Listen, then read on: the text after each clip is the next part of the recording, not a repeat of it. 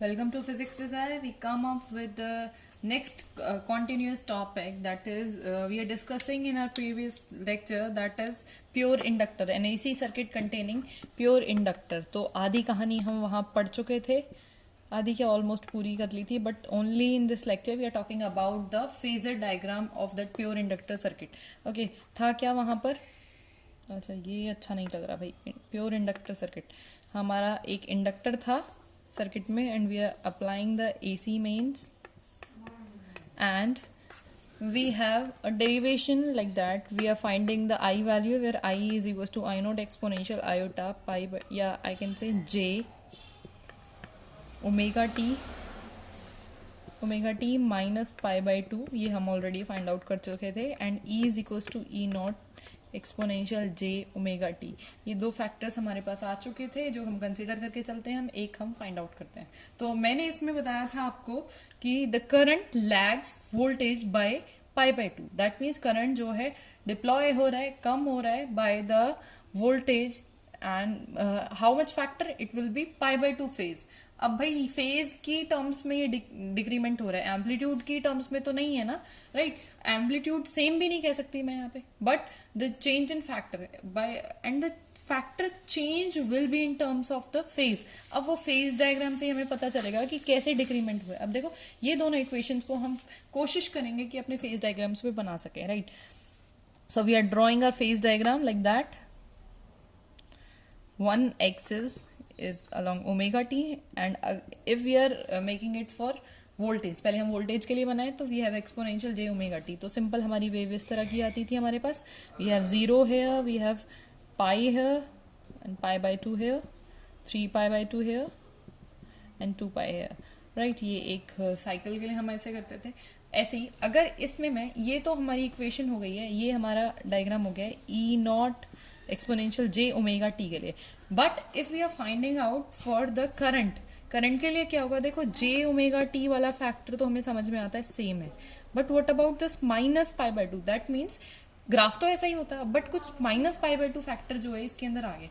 अब जब मैंने आपको फेज डायग्राम स्टडी करना बताया था तो उसमें हमने किया था, इसके फर्स्ट लेक्चर में ही हमने कहा था कि कोई भी दो वेव्स हैं, उनके अंदर फेज डायग्राम से हमें पता चल जाएगा कि कितना फेज डिफरेंस है. मतलब उनके एंगल्स में with in the axis, along the axis angle में कितना डिफरेंस है, यहाँ या यहाँ कहीं भी एक जगह अगर मैं फाइंड आउट कर लूँ तो मुझे ये पता चल जाएगा कि इनमें जो है कितना फेज डिफरेंस है.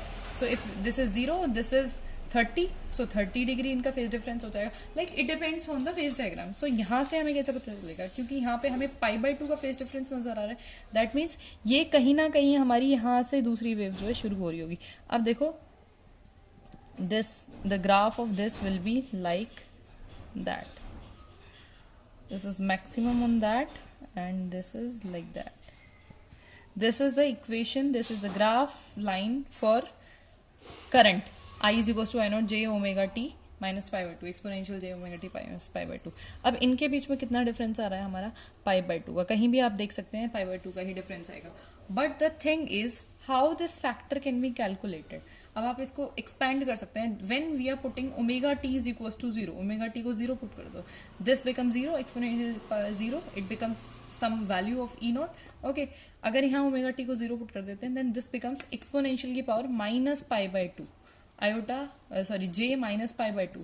इस टर्म में जो है हमारे पास बचेगा. तो देखो, थोड़ा मुझे ऐसा लगता है कि कुछ समझना मुश्किल सा हो गया. अगर हम ओमेगा टी को 0 पुट करते हैं, I is equals to I naught exponential, देखो इसका मैटर नहीं है, मैटर है सारा इसका, J omega T 0 minus pi by 2. तो ये क्या बन जाएगा? Exponential minus J pi by 2, right? इसको कैसे एक्सपेंड कर सकते हैं? Cos theta plus sine theta. Cos वाली वैल्यू तो बचेगी नहीं, बचेगा क्या? Minus J sine pi by 2 is 90, that is 1. मतलब पाई बाय 2 पे हमें 1 फैक्टर मिलेगा. पाई बाय 2 पे हमें 0 फैक्टर नहीं मिल के हमें क्या मिलेगा? 1, और वो भी नेगेटिवली 1, क्योंकि यहाँ पे माइनस आएगा ना, minus of J. So we have minus of J here, right? मतलब नेगेटिव, ये कौन सी इमेजिनरी एक्सिस ही तो है, minus of J. We get this. Okay, so this is all about the phase diagram. इस तरह से आप इसको बना सकते हैं, सीख सकते हैं. सो अगर हम इसको रियल और इमेजिनरी एक्सिस पे ड्रॉ करना चाहें तो क्या होगा? If this is your real axis, this is your imaginary axis. Okay, so if this is your E not, अगर हमारे पास ये ई नॉट है and making the angle omega T obviously. तो क्या कह रहे हैं हम, हमारा करंट जो है, current lags by the factor pi by to.